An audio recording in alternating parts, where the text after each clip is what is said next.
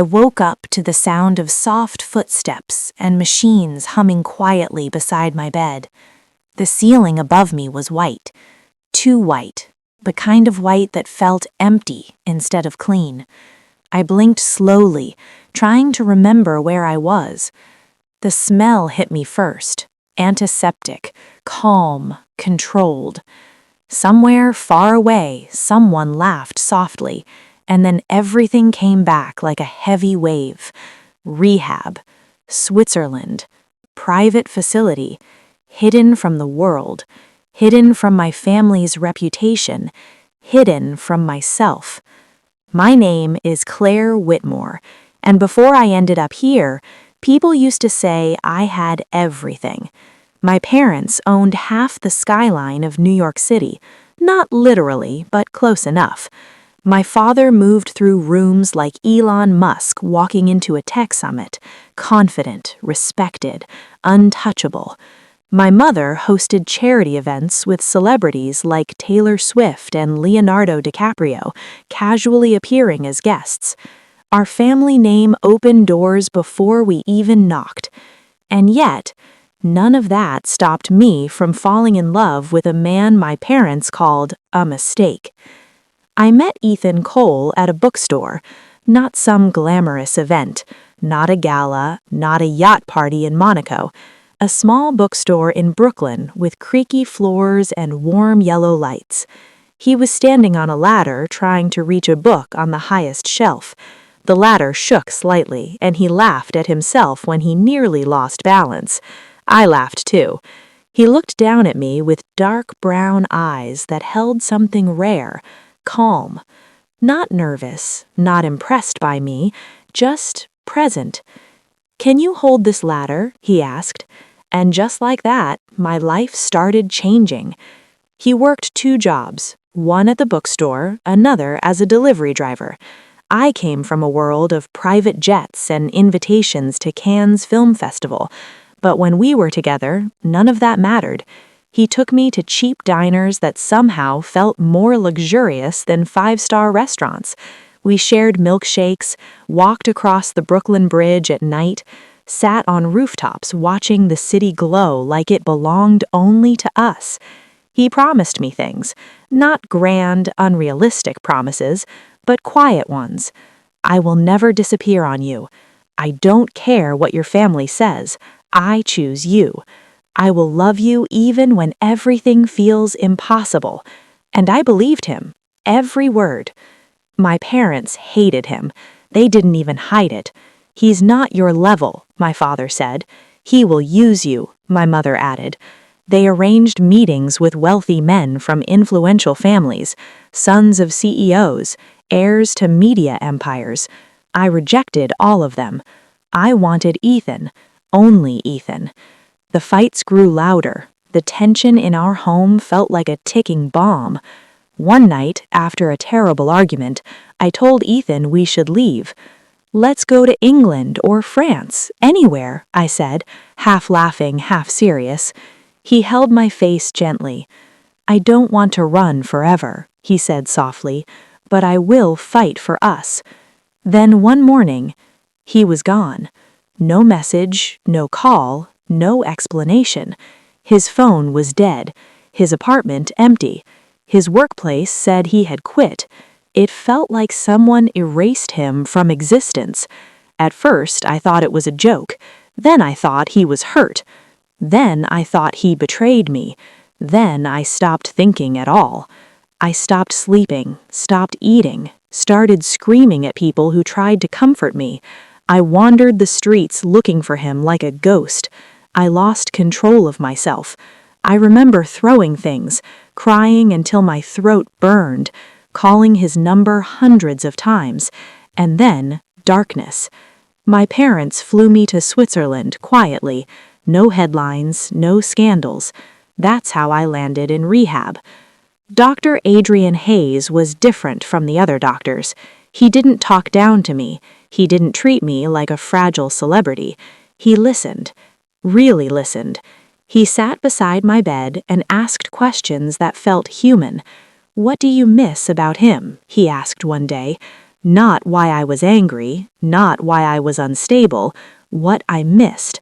I told him. The way Ethan looked at me like I mattered beyond my last name, the way he laughed quietly, the way he held my hand during silence. Adrian never judged. One evening he told me about his life. He grew up poor, lost his parents in a car accident because emergency care arrived too late. He promised himself he would become a doctor. He worked odd jobs, waiter, taxi driver, construction worker, just to pay for medical school. His story felt real, grounded, safe, and slowly I started healing. The day I left rehab, the world felt brighter but fragile. I stopped talking about Ethan, not because I forgot, but because speaking about him felt like reopening a wound. Adrian stayed in touch, at first as my doctor, then as a friend, then something more. He checked on me constantly. Coffee meetups, long walks in Central Park, movie nights where we laughed at old Jennifer Aniston rom-coms. He was patient. He never rushed me. He let me move forward at my own pace. And one night, while watching the sunset over the Hudson River, he took my hand. "I know I'm not your first love, but I hope I can be your safe one." I cried, not because I missed Ethan, but because Adrian felt real, reliable, present, and slowly I fell in love again. He proposed quietly, no cameras, no grand audience, just us. "Yes," I whispered, before he even finished asking. We got married in Italy, small ceremony, private, peaceful. For the first time in years, I felt stable, happy, complete. Years later, during a quiet dinner, Adrian mentioned something he rarely spoke about. "My brother disappeared years ago," he said. "I've been searching for him." Something inside me tightened, but I didn't understand why. He told me his brother left suddenly, without explanation. No contact, no trace. My chest felt heavy, but I ignored it. One evening, Adrian came home excited. He said, "I found him." My heart skipped. "He's coming over." I smiled politely, unaware that my entire world was about to collapse again. The door opened. Footsteps approached. And then Ethan walked into the room. Time stopped. My breath disappeared. His eyes widened as he saw me. Shock, pain, recognition. Adrian smiled, unaware. "This is my wife, Claire."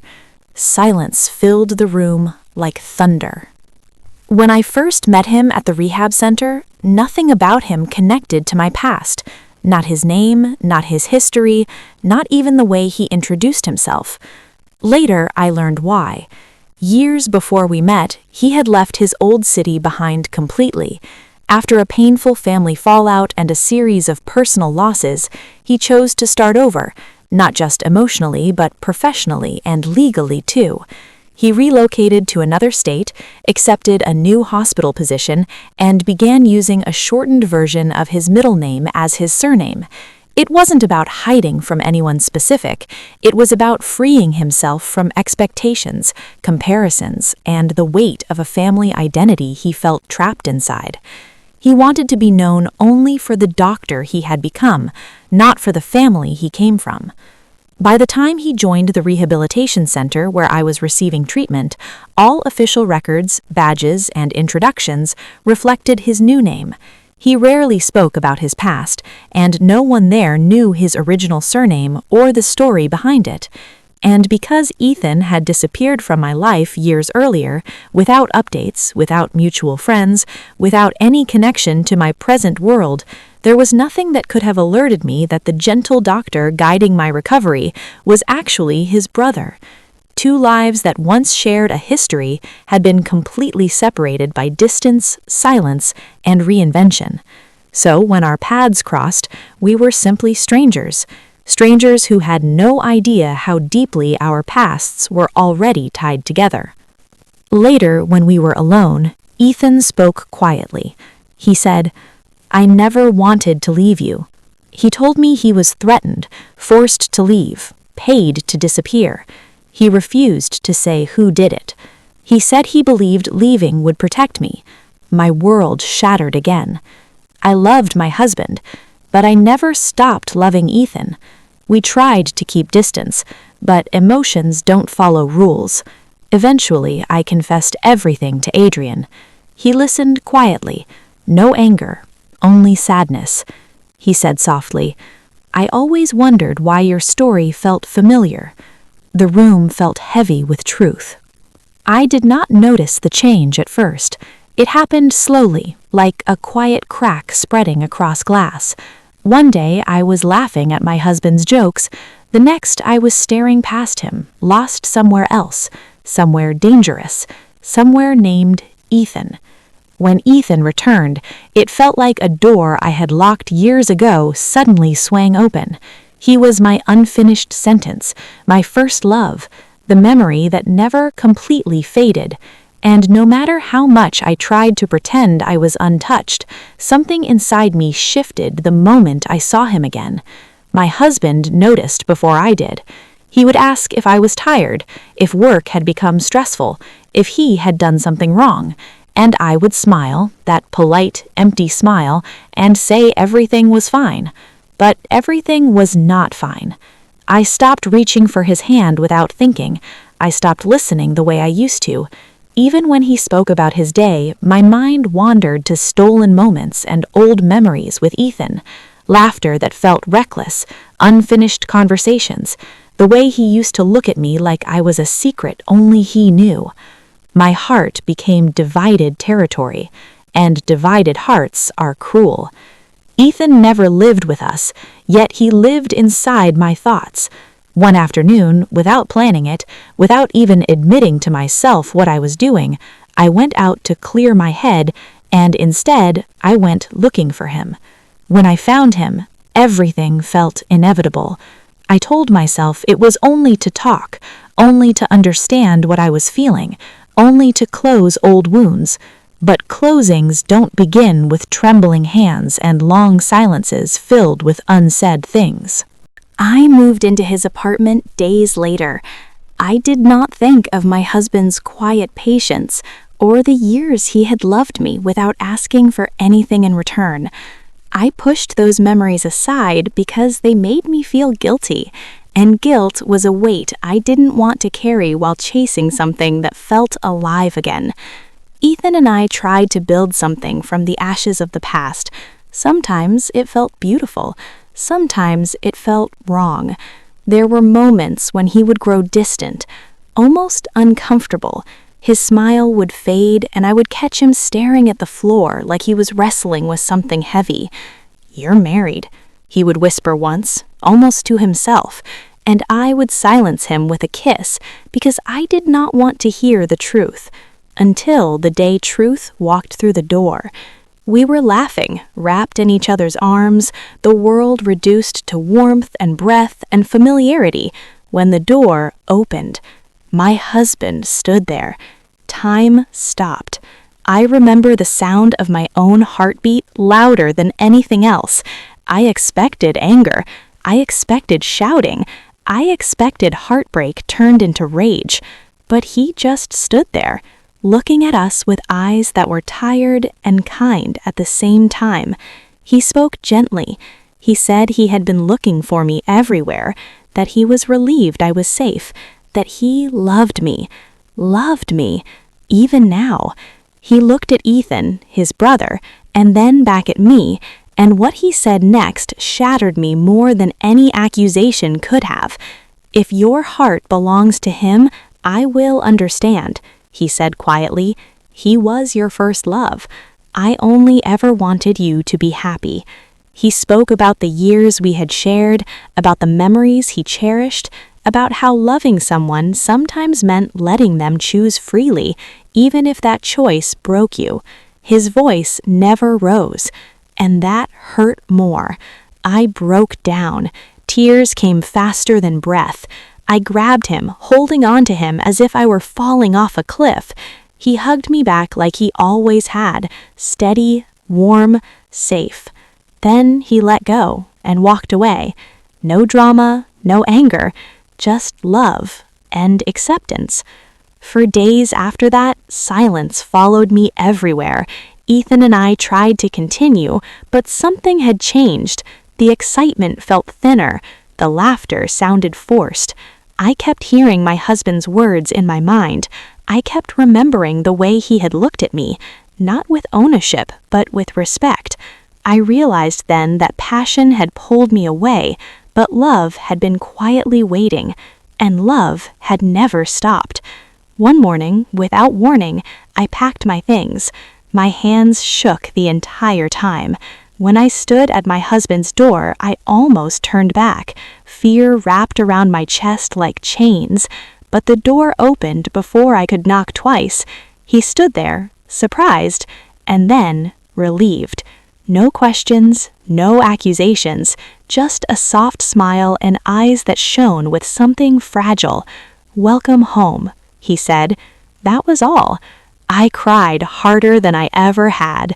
He stepped aside, letting me in like I had never left, like my mistakes did not define me, like forgiveness was not something he forced, but something he chose.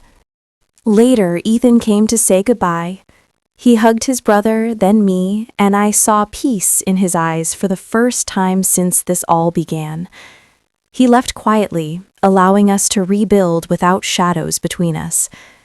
And as I stood in the kitchen that evening, watching my husband move around like he always did, familiar, real, I understood something I had been too blind to see. Some loves burn bright and fast, but the love that stays, the love that forgives, the love that waits without demanding, that is the love that saves you when you finally find your way back.